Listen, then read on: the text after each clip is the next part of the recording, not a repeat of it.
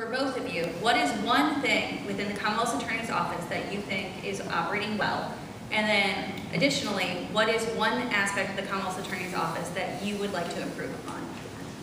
Well, I think that what we do well is we come to work every day to seek justice for the community. And that means justice for a defendant, justice for our victims, and our victims really look to us to be a voice for them in the courtroom.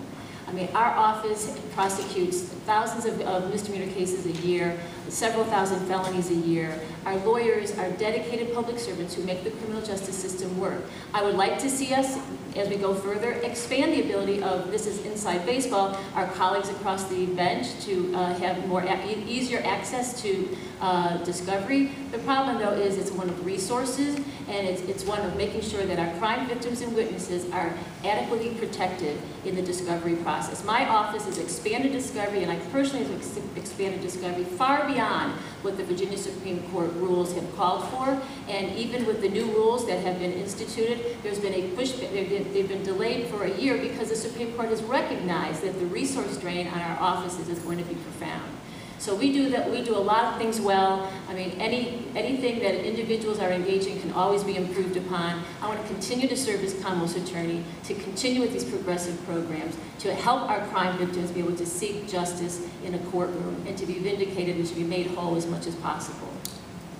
So since there's a little bit of time, Ms. Stamos, is there a specific policy or program within your office that you would like to see added, or something within the office other than individuals to improve upon?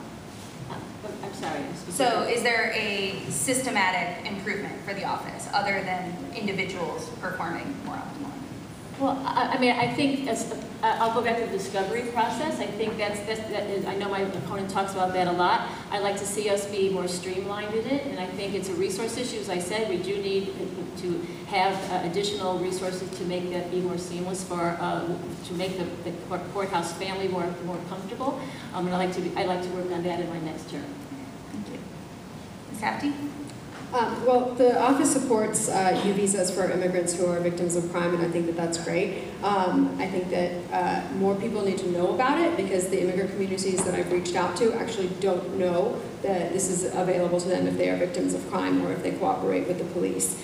I also think that my opponent's support for the red flag laws was important and necessary, so that people who have protected orders against them, people who are mentally ill, are required to turn in their guns into law enforcement, not simply another family member, but into law enforcement. I think those are important things that my opponent has supported. However, let me just describe for a moment how discovery works in Arlington.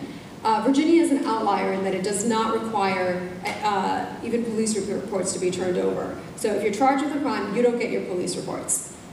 Now, in Alexandria and in Fairfax, those offices simply give electronic copies of discovery to the defense attorneys. What this office does is actually a waste of resources, both on the within the office and on the part of the defense attorneys, because they require a defense attorney to come into the office during business hours and take notes on the files. That is simply a waste of time. The documents should simply be turned over, just like they are in most other jurisdictions around the country, and certainly in our neighboring jurisdictions.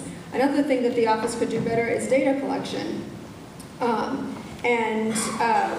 There are organizations that, for no charge whatsoever, will come in and collect the data, analyze the data, and make recommendations for how the office could be functioning in a more fair and equitable manner. This has not been done in this office. The office could be seeking assistance from the Bureau of Justice Assistance to create a mental health diversion court. It has not done so. Thank you, and that is time. Okay.